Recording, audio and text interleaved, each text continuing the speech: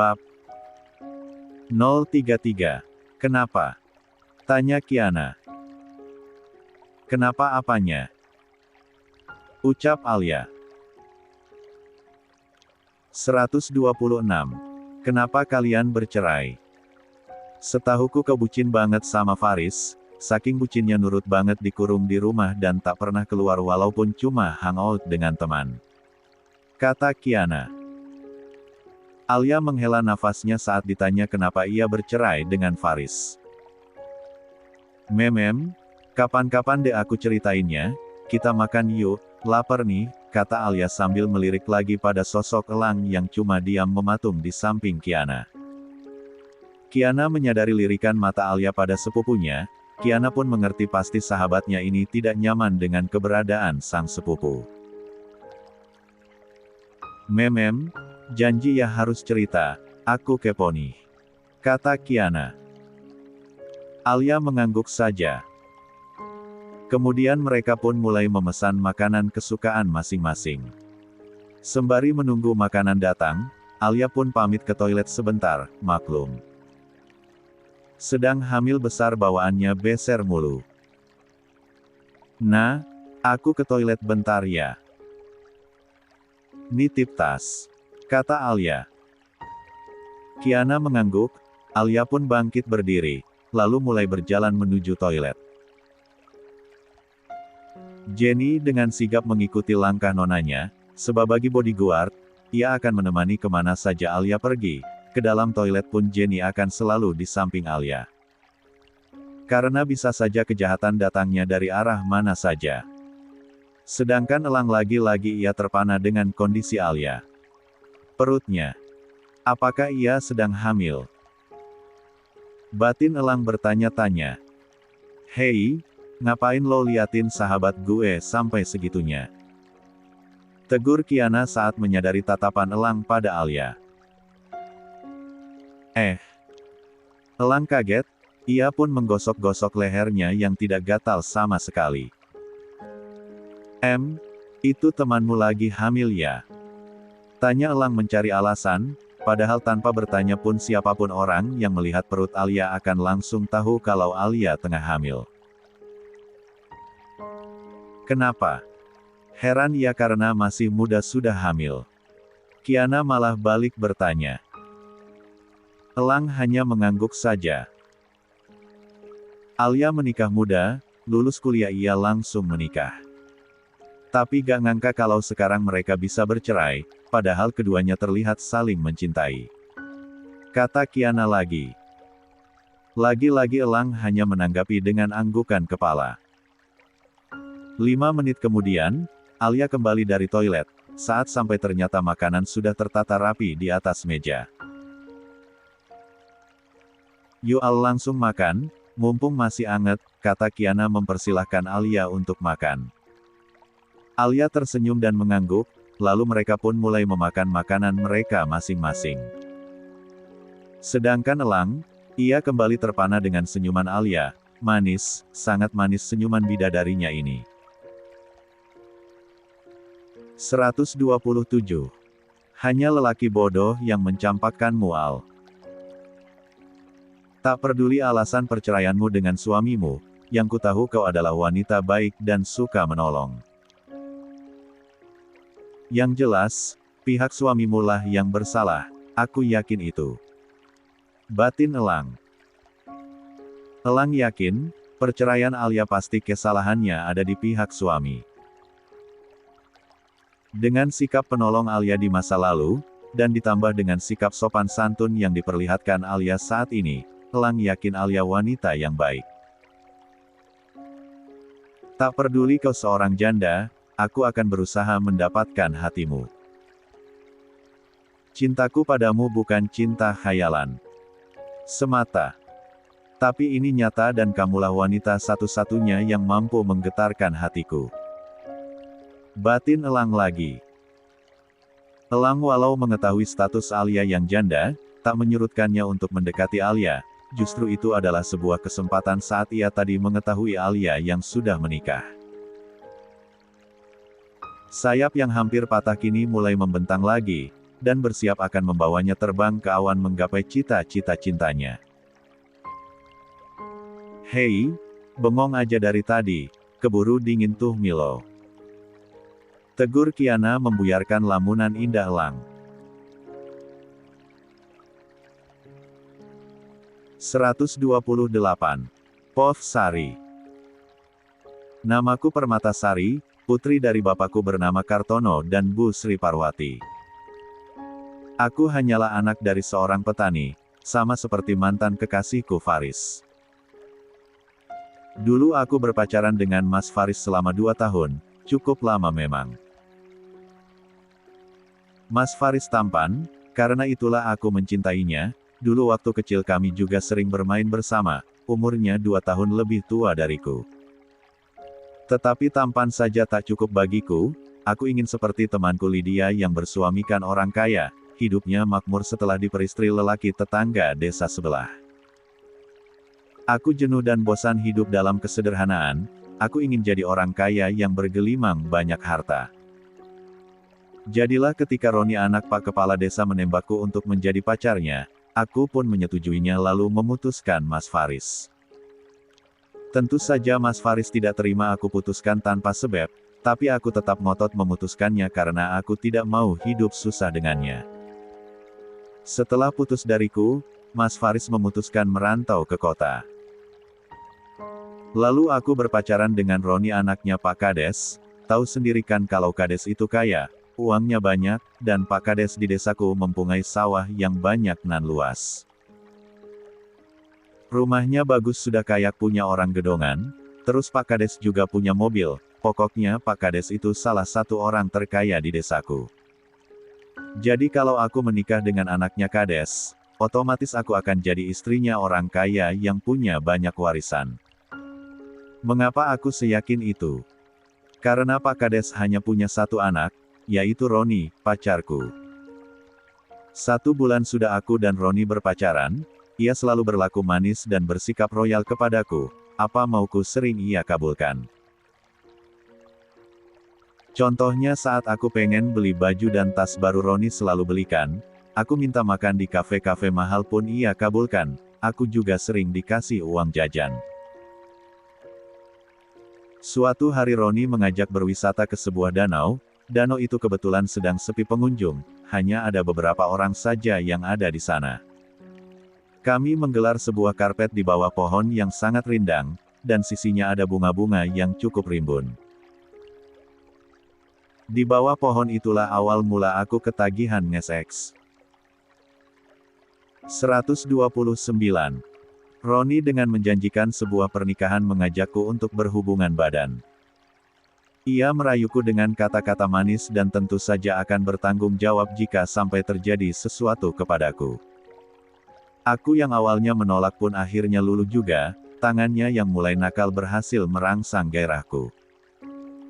Gairah yang belum pernah aku rasakan walau sudah 2 tahun berpacaran dengan Mas Faris. Aku dan Roni pun akhirnya melakukan hubungan badan di bawah pohon di pinggiran danau, untung pohonnya berukuran besar dan di kedua sisinya ada tanaman bunga yang cukup lebat, jadi aksi kami yang berhubungan badan tidak ketahui oleh orang. Di sana pula keperawananku dinikmati oleh Roni, aku yang awalnya kesakitan pun setelah beberapa lama bisa menikmati juga. Setelah hari itu kami pun sering melakukannya lagi, malah hampir setiap hari. Aku baru tahu, berhubungan badan ternyata sangat nikmat sekali, nikmatnya tidak bisa diungkapkan dengan kata-kata. Tapi bencana mulai menerpa hidupku saat aku positif hamil, Roni ternyata menolak untuk bertanggung jawab. Ia tidak mengakui anak yang aku kandung, dasar lelaki brengska. Mau enaknya saja. Setelah puas menikmati kegadisanku ia malah mau lari dari tanggung jawab. Saat akan kuancam memberitahukannya pada Pak Kades dan Bu Kades ia malah balik mengamkam, ia mengancam akan menyebarluaskan video kami yang sedang bercinta. Masalahnya di video itu saat aku dalam menguasai permainan, jadi seolah aku wanita nakal. Aku pun tak berdaya, aku tidak mau membuat kedua orang tuaku malu dengan adanya video laknut itu. Roni pun menyuruhku untuk aborsi, aku yang tak punya pilihan lain pun akhirnya menuruti keinginannya. Singkat cerita aku pun menggugurkan kandunganku, dan setelah itu Roni memutuskan hubungan kami. Benar-benar bajing *N lelaki itu. Aku yang tak berdaya saat itu tak bisa berbuat apa-apa selain menerima semuanya. Tidak ada yang menyadari kalau aku pernah hamil dan sampai menggumurkan kandungan. Setelah putus dari Roni, aku pun punya pacar baru, dan aku yang ketagihan nge-seks pun mengajak pacarku untuk melakukan itu lagi. Tentunya kali ini aku harus lebih berhati-hati. Aku membeli pil kontrasepsi untuk mencegah kembali hamil.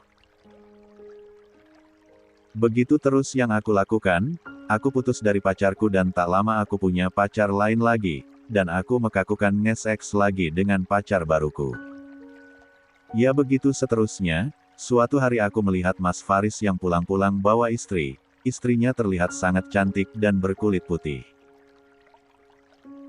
Mas Faris juga terlihat sangat berubah, tentunya berubah tambah tampan dengan memakai setelan celana bahan dan kemeja.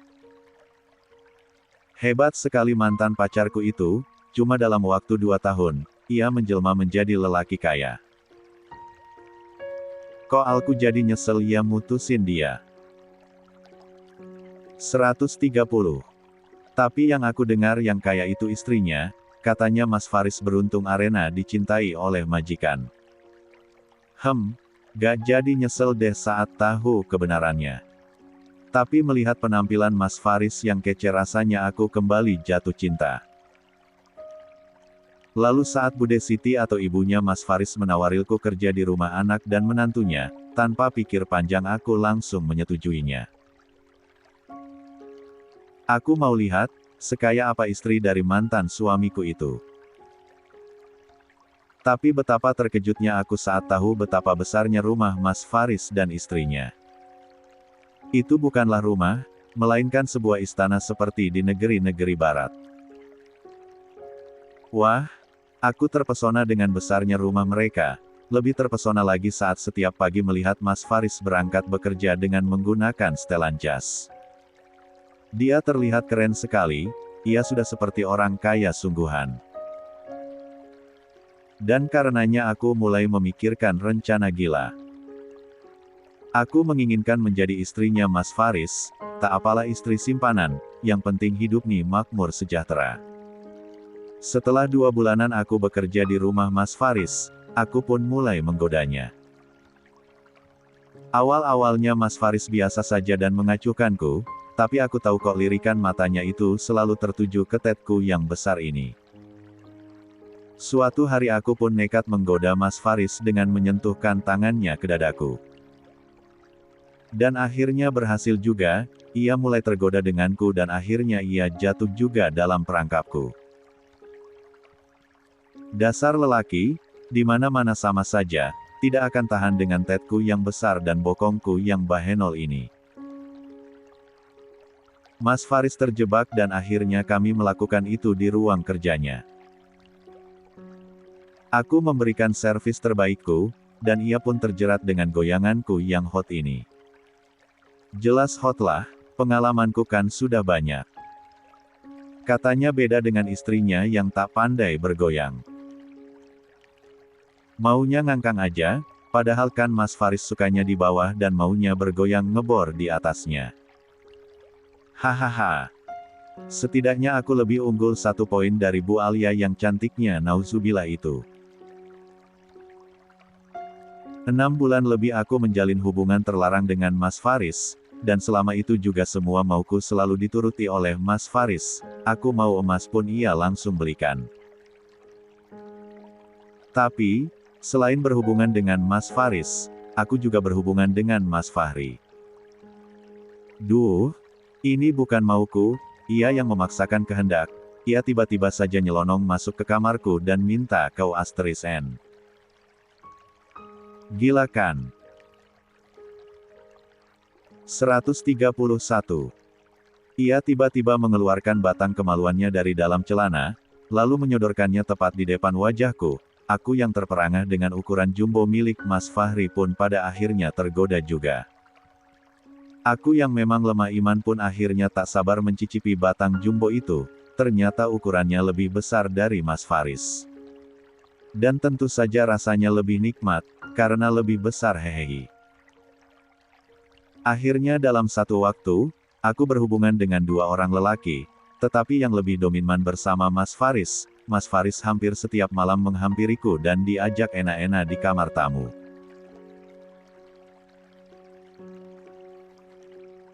Sampai suatu hari aku kembali hamil, tentu saja aku senang karenanya, karena dengan aku hamil aku bisa meminta dinikahi oleh Mas Faris. Memang inilah tujuan awalku menjerat Mas Faris. Tapi ada satu hal yang aku bingungkan, aku meragu anak siapa yang aku kandung, masalahnya aku melayani dua orang lelaki. Tapi segera aku halau pikiran bodoh itu, pasti yang kukandung anaknya Mas Faris. Secara kan Mas Faris yang sering meminta jatah. Kalau Mas Fahri mah jarang. Akhirnya aku pun mengklaim anak yang kukandung adalah anaknya Mas Faris. Aku terus merengek mendesak Mas Faris supaya menikahiku. Setelah sekian lama akhirnya Mas Faris pun menyetujuinya. Singkat cerita aku pun bahagia karena berhasil juga menikah dengan lelaki kaya. Ya walaupun kekayaan punya istri pertamanya, tapi sama sajalah, kan yang mengurus perusahaan sekarang Mas Faris, otomatis Mas Faris sudah kadi orang kaya. Tapi, bencana datang secara tiba-tiba dan tanpa diundang. Sebuah percakapan dan video asusilaku bersama Mas Faris terekspos dan mengacaukan segalanya. Lebih kacau lagi saat Bu Alia tiba-tiba datang ke acara pestaku. Dari mana coba wanita itu tahu rencana pernikahan kami? Aku dan semua orang tentu saja syok saat Bu Alia bilang sudah tahu perselingkuhan yang dilakukan Mas Faris bersamaku. Dari pengakuannya ia sudah tahu lumayan lama, tapi mengapa ia tak langsung melabrak kami ya? Aneh. Apakah inikah rencananya yang sesungguhnya? Menghancurkan pesta pernikahan yang sudah aku rancang dan sudah lama aku impikan.